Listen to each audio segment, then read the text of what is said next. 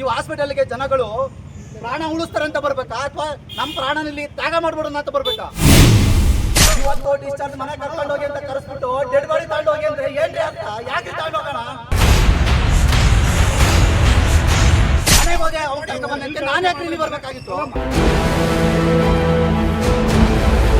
ತುಂಬಾ ಇದಾಗಿದೆ, ಜಾಮ್ ಆಗ್ಬಿಟ್ಟಿದೆ.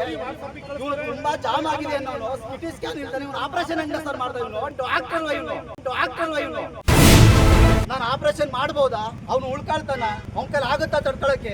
ಇದು ಇವನಿಗೆ ಗೊತ್ತಿರ್ಬೇಕಲ್ವಾ? ಇವನು ದನ ಕಾಯಕ್ ಲಾಯಕ್ ಆದವನು, ಇವನು ಬೇವರ್ಸಿ. ಇವನು ಈ ಹಾಸ್ಪಿಟಲ್ಗೆ ಯಾಕೆ ಬರ್ಬೇಕು?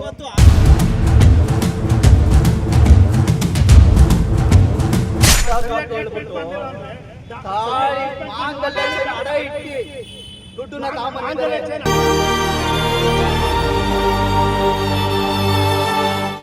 ರವಿ ಡಾಕ್ಟರ್ ಬಂದಿಲ್ಲ ಅಂದ್ರೆ ಅವ್ರ ಮನೆಗೆ ಹೋಗಿ ಕೇಳಿ ಅಂದ್ರೆ ಇದಕ್ಕೆ ಅರ್ಥ ಏನು ಸರ್? ರವಿ ಡಾಕ್ಟರ್ ಏನಕ್ಕೆ ನರ್ಸಿಂಗ್ ಹೋಮಲ್ಲಿ ಇಟ್ಕೊಂಡವನೇ?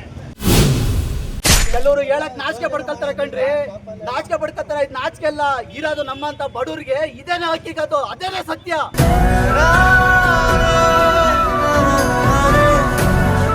ಯಾವನಾದ್ರೂ ಹೇಳಿ ಕೋಟಿಗಟ್ಟಲೆ ಇದ್ದಿದ್ರೆ ಯಾರೇ ಮಾತಾಡೋರು? ಇವೆಲ್ಲ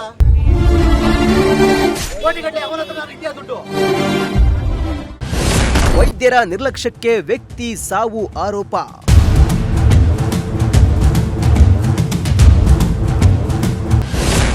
ಆಸ್ಪತ್ರೆ ಎದುರು ಮೃತನ ಸಂಬಂಧಿಕರ ಆಕ್ರೋಶ.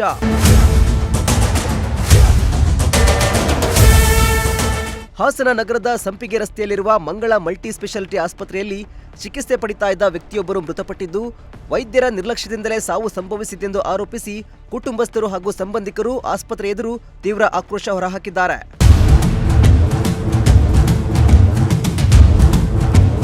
ಹಾಸನದ ಮಂಗಳ ಮಲ್ಟಿ ಸ್ಪೆಷಾಲಿಟಿ ಆಸ್ಪತ್ರೆಗೆ ಸಂಕೇನಹಳ್ಳಿ ಗ್ರಾಮದ ನಿವಾಸಿ ನಾರಾಯಣ್ ಅವರು ಚಿಕಿತ್ಸೆಗಾಗಿ ಆಸ್ಪತ್ರೆಗೆ ದಾಖಲಾಗಿದ್ರು. ಇಂದು ಡಿಸ್ಚಾರ್ಜ್ ಮಾಡಲಾಗುತ್ತೆ ಎಂದು ವೈದ್ಯರು ತಿಳಿಸಿದ್ರಂತೆ. ಆದರೆ ಏಕಾಏಕಿ ಅವರು ಹೃದಯಾಘಾತದಿಂದ ಸಾವನ್ನಪ್ಪಿದ್ದಾರೆ ಅಂತ ಆಸ್ಪತ್ರೆಯವರು ತಿಳಿಸಿದ್ದಾರೆ. ಇದರಿಂದ ಆಕ್ರೋಶಗೊಂಡ ಕುಟುಂಬಸ್ಥರು ವೈದ್ಯರ ನಿರ್ಲಕ್ಷ್ಯವೇ ಸಾವಿಗೆ ಕಾರಣ ಎಂದು ಆರೋಪಿಸಿದ್ದಾರೆ. ಅಲ್ಲದೆ ಆಸ್ಪತ್ರೆ ಆಡಳಿತವನ್ನ ಪ್ರಶ್ನಿಸಲು ಹೋದಾಗ ಸಂಬಂಧಪಟ್ಟ ವೈದ್ಯರು ಸ್ಥಳದಲ್ಲಿ ಇರಲಿಲ್ಲ ಎಂದು ದೂರಿದ್ದಾರೆ.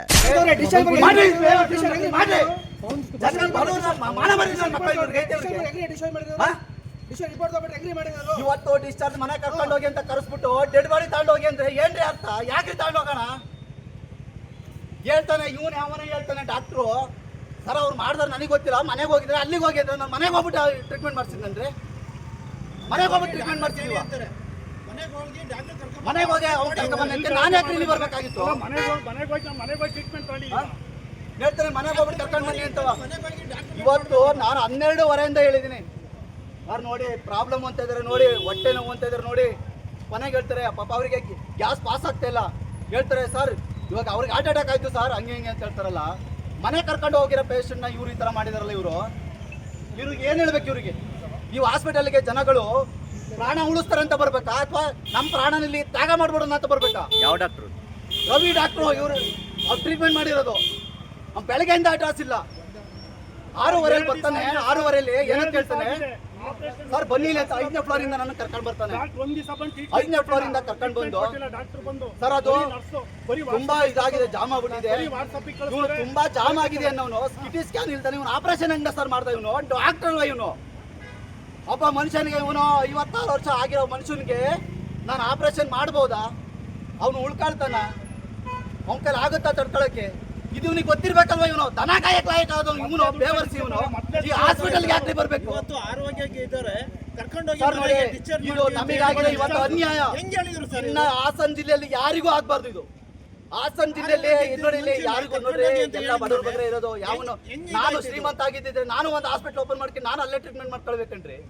ಯಾಕ್ರಿ ಬರ್ಬೇಕಿದ್ದಲ್ಲಿ? ಇವನು ಹೇಳ್ತಾನೆ ಮನೆಗೆ ಹೋಗಿ ಅಂತ ಹೇಳ್ತಾನೆ. ಅಶೋಕ್ ಪಡ ಹೇಳೋ ಮಾತು ರವಿ ಡಾಕ್ಟರ್ ಬಂದಿಲ್ಲ ಅಂದ್ರೆ ಅವ್ರ ಮನೆಗೆ ಹೋಗಿ ಕೇಳಿ ಅಂದ್ರೆ ಇದಕ್ಕೆ ಅರ್ಥ ಏನು ಸರ್? ರವಿ ಡಾಕ್ಟರ್ ಏನಕ್ಕೆ ನರ್ಸಿಂಗ್ ಹೋಮಲ್ಲಿ ಇಟ್ಕೊಂಡವನೇ?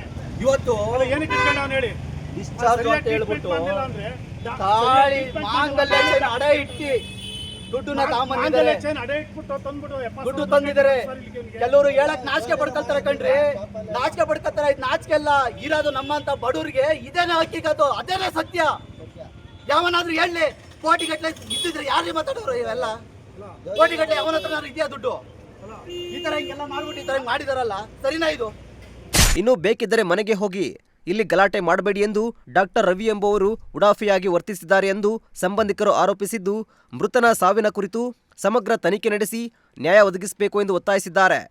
ಸದ್ಯ ಘಟನಾ ಸ್ಥಳಕ್ಕೆ ಹಾಸನ ಬಡಾವಣೆ ಠಾಣೆ ಪೊಲೀಸರು ಭೇಟಿ ನೀಡಿ ಪರಿಶೀಲನೆ ನಡೆಸಿದ್ದು, ಪ್ರಕರಣ ದಾಖಲಿಸಿಕೊಂಡು ಮುಂದಿನ ತನಿಖೆ ಕೈಗೊಂಡಿದ್ದಾರೆ.